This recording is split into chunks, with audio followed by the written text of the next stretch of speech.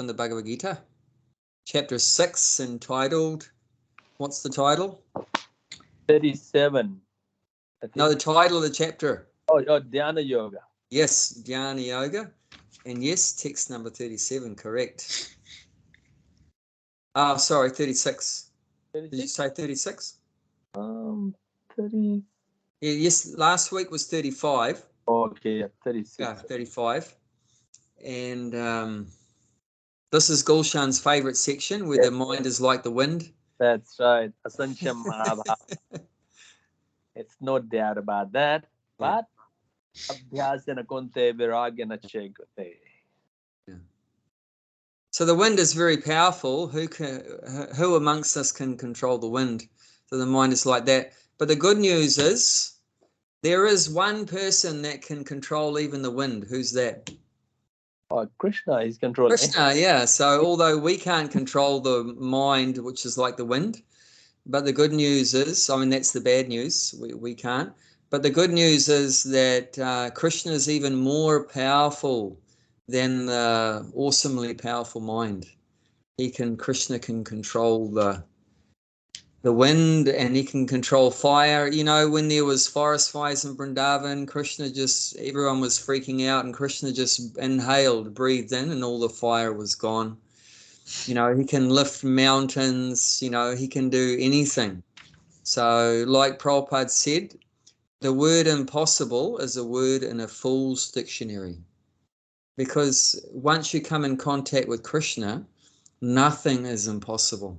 I mean, literally nothing. Nothing is impossible. If you break the word impossible, it means like I am possible. Oh, okay.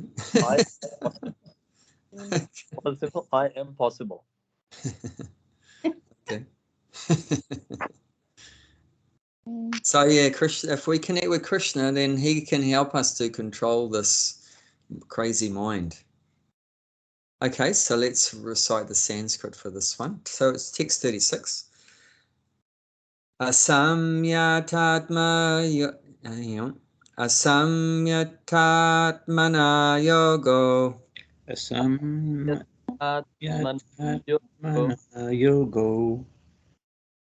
Dusprapa iti me mati. Dusprapa utimai nati. Vashyatmana tu yat. Yeah, hang on, do that again.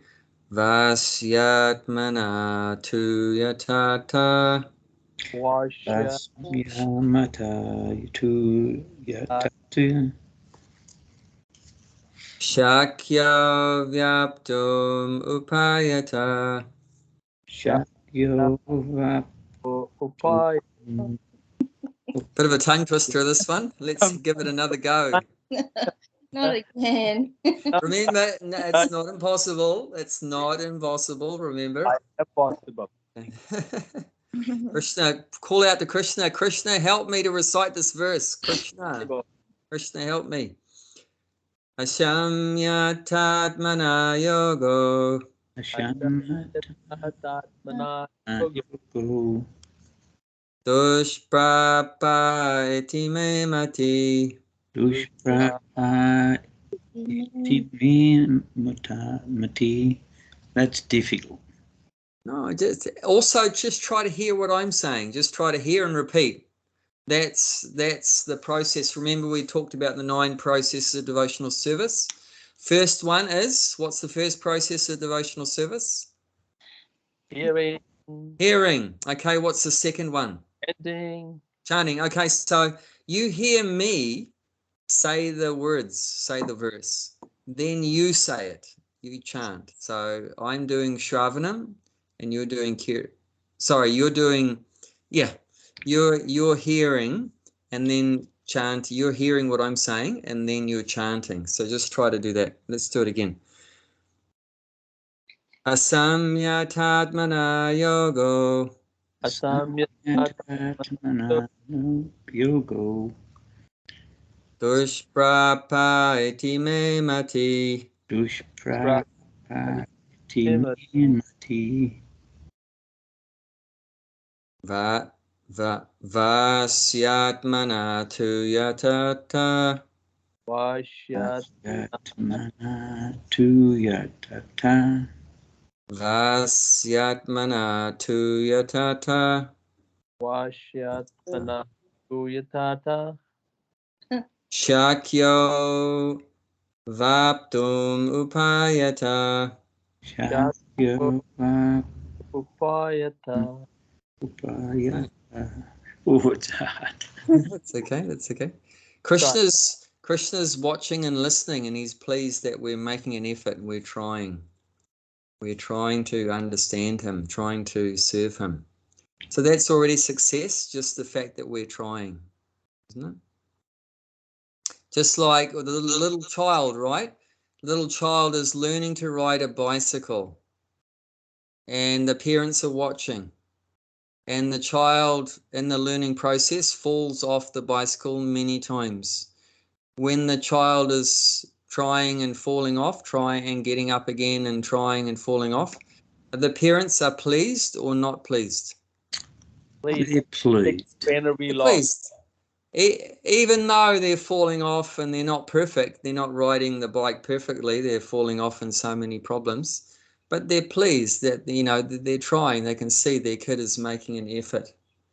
So they're pleased by that. And then, of course, the parent may come and help, you know, hold it from the back so it doesn't fall over, you know. So like that, Krishna will help us. We just keep trying and have the faith that Krishna will help us. Okay. Bhakti Mala, you like to read the English, please? Translation. For one whose mind is unbridled, self-realization is difficult work, but he whose mind is controlled and who strives by appropriate means is assured of success. That is my opinion. So do you all know what a bridle is?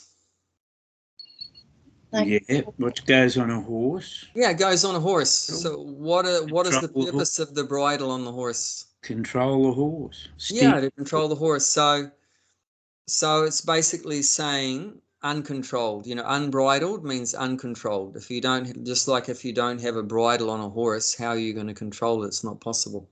So unbridled mind means not controlled mind. So if the mind is not controlled, then what does Krishna say? Self-realization is difficult work. So yeah, if you're not going to make an effort to control your mind, forget about your spiritual advancement. Forget about self-realization. It's not gonna work. You can't progress spiritually and without at least making an effort to control the mind. You know, it's not going to work. So basically means thinking that you're going to progress spiritually and thinking that you can still enjoy sense gratification, enjoy your senses. That's it doesn't work like that. I can still keep my sex, drugs, and rock and roll, and at the same time chant Hare Krishna and understand Krishna and go back to Godhead. It's not like that. So, because that's what it's indicating here about controlling the mind. What does that indicate, controlling the mind? You have to detach yourself from the material world. That's what it's indicating by controlling the mind. Because what does the mind want? The mind wants sense gratification. The mind wants, like I said, sex, drugs, rock and roll, eat, drink, and be merry. So what the mind wants, that has to be regulated. That has to be controlled. You can't just let it have whatever it wants, you know, meat eating, intoxication, illicit sex, and gambling. So that has to be controlled. Or another way of looking at it, instead of using the word control, you could say detachment. We have to be detached from sense gratification. So that's what we want to try to control, the amount of sense gratification. Of course, it's not that you can't eat. It's not that we're going to detach to that point that you can't eat. No, but just overeating, that has to be controlled. Overeating, or you could say eating things that are not in our quota. What's a human being's quota for eating? Do you mean in calories or well, enough to keep your body functioning healthy? Yeah, enough to keep your body healthy. But what category of food? What categories of foods are in our quota for a human being? You know, different species have different categories of food. Like a cow is a vegetarian. It just eats grass and so forth. So is that the answer, vegetarian? Yeah. Yeah, so that's within our quota. So, but if we eat more than that, eat meat, that's not acceptable. That's not our quota. So we have to detach from that. Detach means to give it up. We have to renounce that or give it up if we want to progress in spiritual life. The reason why people eat meat is not because we need meat. Have you ever seen anyone die? Any person die because they don't eat meat?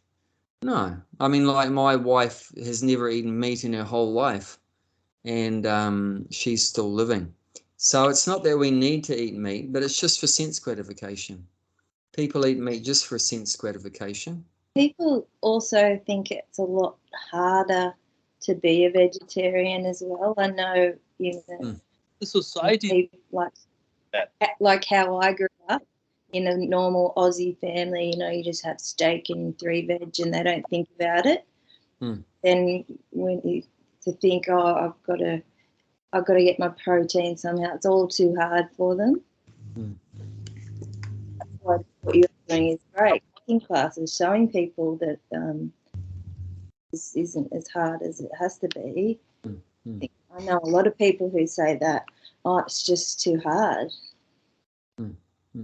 So it's not even that they want to eat the meat, it's just easy. plenty of vegetarian. It's just excuse to eat. Yeah. It's just a lack of knowledge. The people in general have a lack of knowledge. And you know, old habits die hard, as we know. So we've just grown up doing a particular thing, like eating meat. So there are difficulties in changing, just like someone that's habituated to smoking or drinking or whatever it is, gambling. You know, it's hard to change. So that transition is difficult. And that's where devotee association comes in. You know, devotees have to spend time with people and be kind to them and educate them and try to help them. Otherwise, how is it possible for people to change? It's not possible. Only by the mercy and kindness of the devotees, you know, and educating them, trying to help them, you know. I think when you're chanting, it's slowly, you don't need to detach. It just happens. Yeah, well, that's what we were talking about last week, and because that's what Prabhupada was mentioning in the purport, that automatically, if you follow if you practice these processes of devotional service, then automatically you become detached. So yeah, that's true. But yeah, but it's the devotees that are making these processes available to people. You know, how are people going to get the higher taste of prasadam? Only if devotees distribute it. You know, how are people going to experience the holy name? Only if devotees go out there and chant the holy name. You know, so yeah, that's the key is devotees giving Krishna's association to people. And it's not that the devotees themselves are how to say, it's not, we should never think, oh, that, you know, my association's so valuable, I can purify all the souls or whatever like that. It's not like that. But all we're doing is that we are instruments in distributing Krishna to people. So we just carrying Krishna's names with us and Krishna's books and Krishna's prasadam like that. So it's not necessary that we are anything super special or whatever. but we're just giving people Krishna. We're giving people Krishna, and it's people coming in contact with Krishna. That's what's purifying them. Does that make sense? Yep, you bet. Yeah. Okay. So yeah, so Krishna's saying here, if you don't control your mind, then forget about progressing in spiritual life. However, if you do control your mind and you follow the correct practices, which is talked about in the last verse, which is Prabhupada talks about in the purport, the 9 processes of devotional service. So if you control your mind and you strive by appropriate means, which is the 9 processes of devotional service, that person is assured of success, so guaranteed. So guaranteed success, assured of success. And Krishna's saying that is my opinion. So this is one opinion that counts. Does our opinions count? You know, you'll have 100 people have 100 different opinions, and it has no value really. It's just all mental speculation. But there is one opinion, that one person's view, that counts, and that's God's view. What he thinks, what his opinion is, that's the one that has real value, because he's in control. That's why. Why is it that his opinion is so important and that ours isn't? Because he is the one that's in control of everything, and we're not. We're not in control. So we're not the boss. So what we think doesn't really count. But he is the boss. He's in charge. He's in control. So what he says, that's what happens. So if Krishna says something, we should, if we're intelligent, we should listen to that. We should listen to that. We should follow that. I just was listening to Prabhupada, and he was talking about that everyone follows some authority, and we follow Krishna's authority because he is the perfect authority. But other authorities, they are not perfect. But no one can say that they don't follow any authority. And he was talking about communists.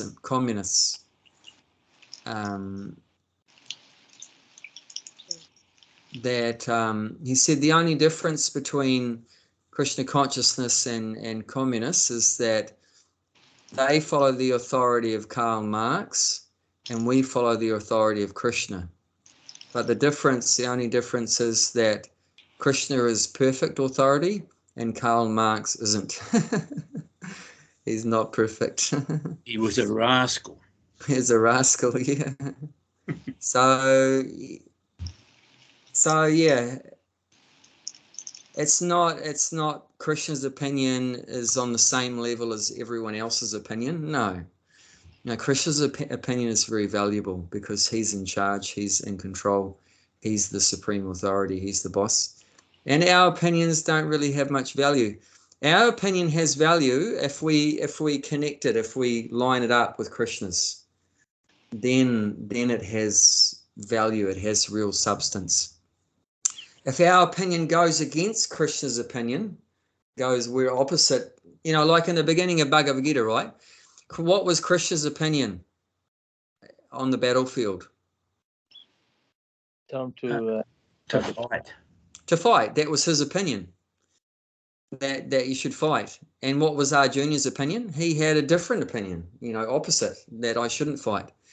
But Arjuna was smart because after hearing from Krishna and realizing that Krishna is the supreme authority, he's the supreme personality of Godhead, the supreme controller of everything, then he lined up his opinion with Krishna's. Okay, Krishna wants me to fight, I'll fight, so he made his opinion the same as Krishna's. So then our opinion has some some truth to it, some reality. Otherwise, it's just speculation and based on sense gratification. Does that make sense? Yeah. Yeah.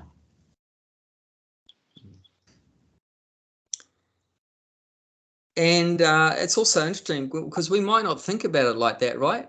Who would have thought before that God has an opinion about anything, isn't it? This means that, you know, God's a person. You know, because a person has opinions, right? You know, we're all very opinionated, aren't we? We have different opinions about different subjects. I have an opinion about COVID, and then I have an opinion about vaccines.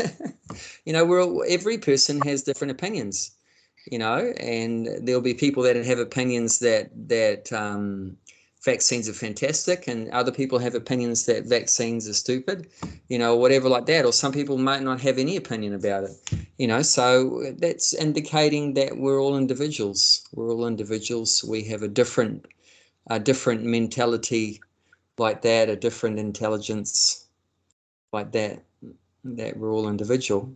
So this is also indicating, we can understand from this, where it's saying that is my opinion, that God is also a person, but the difference is that he's a supreme person. Like I said, his opinion is the one that counts.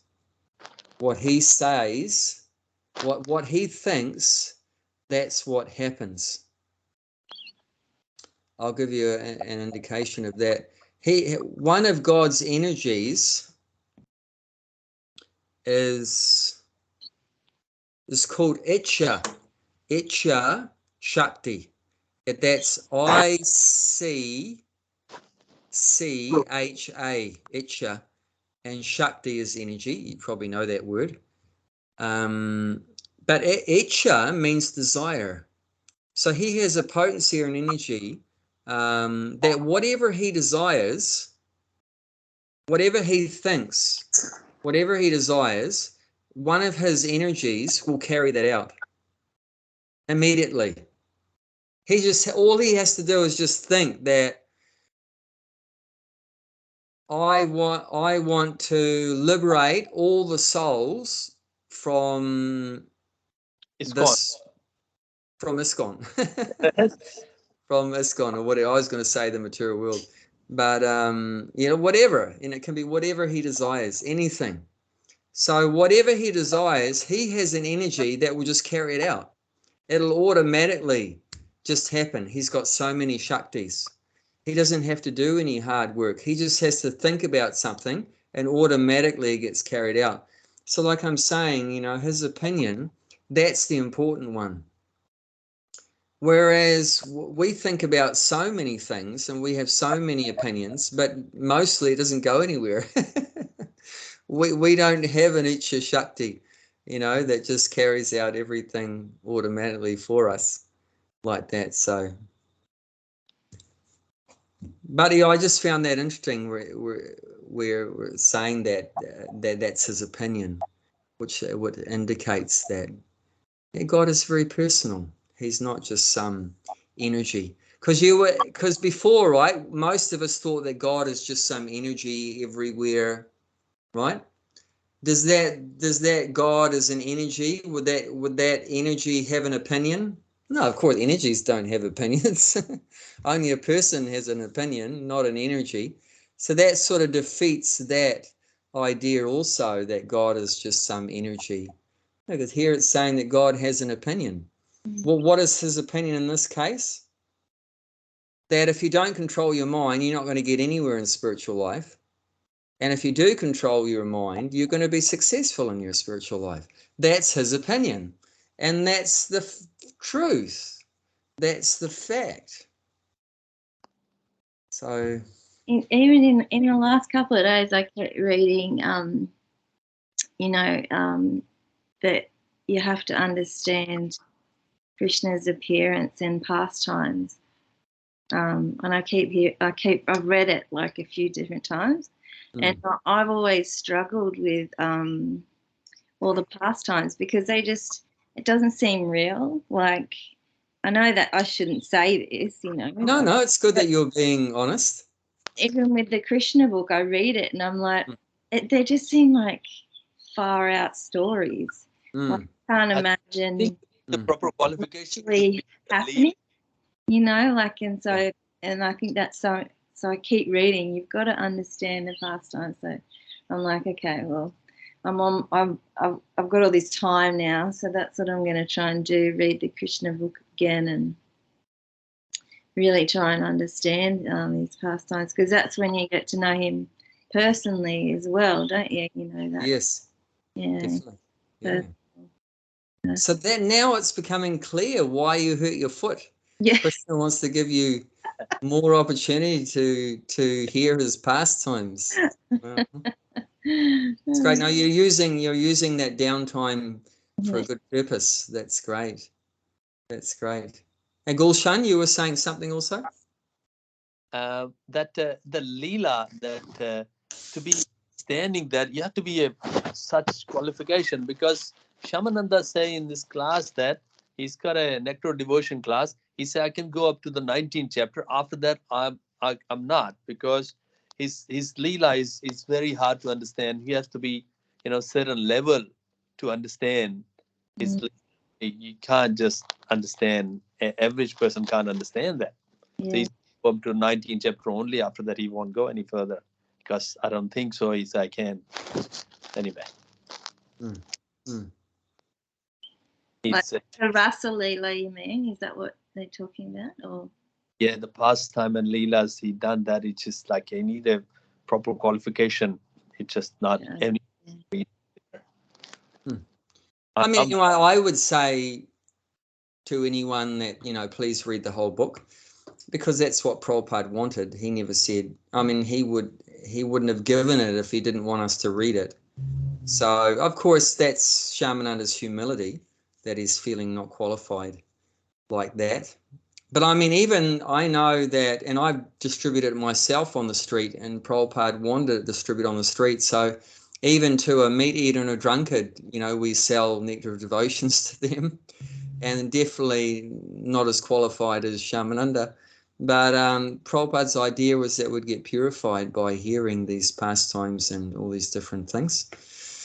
And of course, the way Prabhupada explains the pastimes, he's explaining it in such a way to protect us from misunderstanding it, from taking it in the wrong way. So what's the wrong way? That, Krishna's an ordinary person. He's very lusty. He's enjoying with women or whatever like that. So, Prabhupada's saying so many things to protect us from that misunderstanding, and always reminding us that he's the Supreme Personality of Godhead. He's the Supreme Controller. He's very powerful. He's not an ordinary person like that. And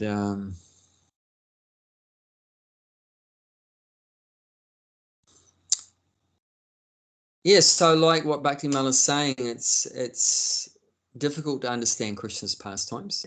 But the point is, that's how we may think it's just a fairy tale or a story or whatever. It's not hard to understand that it's true. But that's the purpose of our life, is to come to the point where we do understand that. And it's in the beginning, that understanding won't be there. But we should know, even if we don't understand what we're reading, that we should know it's purifying us. Yeah. I know one Prabhupada disciple, how he joined was he picked up a book called The Teachings of Lord Chaitanya, which is a summary of the Chaitanya Charitamrita. And Chaitanya Charitamrita is like the postgraduate book of Vedic philosophy. The ABCs is Bhagavad Gita. Then the graduate study is the Srimad Bhagavatam. After you've understood Bhagavad Gita, then you move on to Srimad Bhagavatam. And then after you've finished Srimad Bhagavatam, the postgraduate study is the Chaitanya Charitamrita. So it's the highest Vedic knowledge, the life and teachings of Lord Chaitanya by Krishnadas Kaviraj. And so he picked up a summary of that from the library, and he read it, and he said he couldn't put it down. It was just so captivating. But after reading the whole book, he said he didn't understand any of it. That's how So I got too. he didn't understand any of it, but he was attracted to it. He's attracted to it without understanding, like just on an intellectual platform, what does this mean? But he was attracted to it. But that's what we want, that we're actually associating with Krishna. Like I was hearing Prabhupada say the other day, that when you chant Hare Krishna, you're associating with Krishna. The holy name of Krishna is non-different from Krishna. So the same thing, the words of Krishna or the pastimes of Krishna, they're non-different from Krishna. It is God. And also the prasadam, the food that's been tasted by Krishna, is as good as Krishna. So you're actually associating with Krishna. So, and that's purifying us. So that's what we want.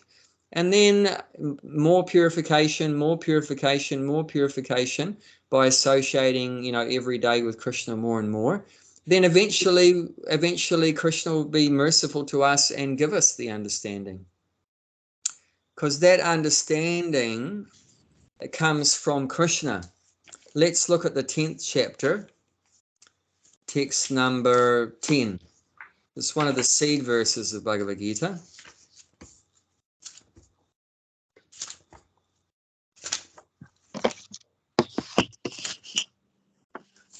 Okay, whoever gets there can have a read. The 10:10. 10:10. 10:10. That is to those who are constantly devoted to serving me with the love I give understanding by which they can come to me. Yeah, so Bhakti-Mala wants to understand Krishna's pastime. So that understanding is given by Krishna. After what? When does that understanding going to come? Constantly reading. Yeah, constantly. So it means every day. Yes, you do keep And reading. there's two criteria mentioned here. 2 factors, 2 criteria. That's one, constantly. Means daily, every day. With love. With love, yeah. So if we are serving every day with whatever love we have, and then people might say, well, we don't really have much love. But Prabhupada talked about that we're dutifully doing our services every day, whether it's going to the bhakti tree and helping distribute prasadam there, or at the temple, cleaning and doing pujari service, or gardening or managing or whatever it might be, or in our homes, chanting our rounds and reading Prabhupada's books and doing an offering and cooking and all these kind of things like that. So whatever it is, we're doing that dutifully. And anyone that's dutifully doing their services like that, there is some love there. You can't argue that, because otherwise, why would you do it? Like every day, those things, and you're not getting paid to do it. You tell me, I mean, maybe I'm wrong. Is anyone getting paid to chant some rounds of Hare Krishna? Do you get paid money, Bob, for every round you chant? Is anyone giving you some money? No, not at all. For turning to every page you turn on the Bhagavad Gita, someone's giving you some benefits, I get fringe to come this class. Fringe benefits. No, so we're doing it. Something in our heart is is inspiring us to do this. So, and that some love is there. We have some kind of, at least, faith that maybe if I can become Krishna conscious, I'll be happy. And my life will be successful. My life will be perfect if I can become a devotee, if I can become Krishna conscious. Well, I think that's already the repayment is I'm happy. Yeah. Yeah, and that feeling of happiness gives us more faith. Yep. What else can you what else can you ask for? Yeah.